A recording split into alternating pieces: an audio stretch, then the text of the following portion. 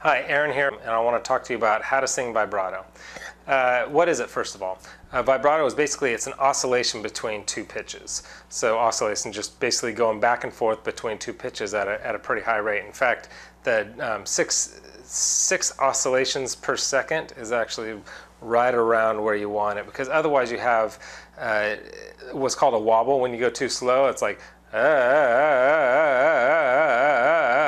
and then if you go too fast, it's more like a machine gun. It's like you don't want that either. So it's somewhere kind of right in between there. Now, how do you do it?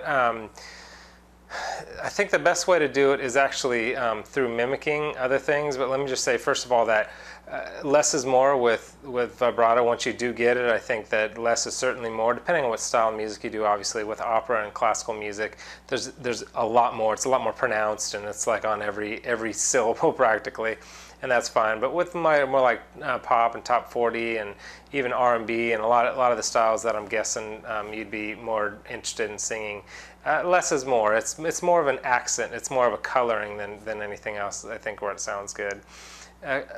So it happens when you have relaxed chords, first of all. So a big part of it is just relaxing your voice. It is part of a natural overflow of a healthy voice, but that doesn't mean it necessarily just comes naturally. It is something that you can control, but when you try to control it too much, when you try to force it, that's when you get kind of the wobble or the tremolo. It is not a bouncing of the stomach, the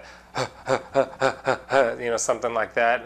Although that can be a way to begin to transition into an actual vibrato, which is what I mean when I say kind of the mimicking. If you mimic, say, like a car starting, like a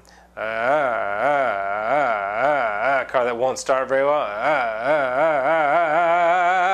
you can kind of actually, when you mimic that, you get your voice in a way that it begins to get the feeling of the oscillation. Even though that's not necessarily vibrato, it kind of starts creating some muscle memory of how to actually do vibrato.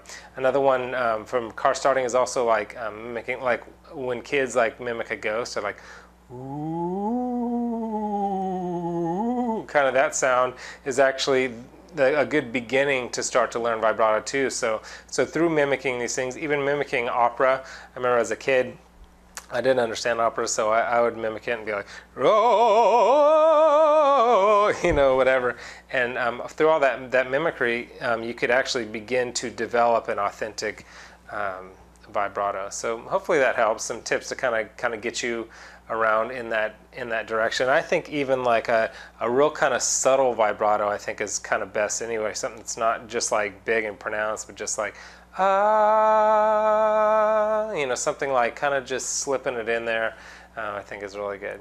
Anyway, as I said, the link is actually right below, and there's a lot of other tips and tricks in there, that a lot of free articles and just good information that could help you out if you want to come click over there and check me out. I also put up a video about how to sing high notes. It's about a 10-minute video kind of packed with information on how to sing high notes, but how to specifically sing high notes without strain, which is really the problem with high notes. So go ahead and click on the link below, and I'll see you there.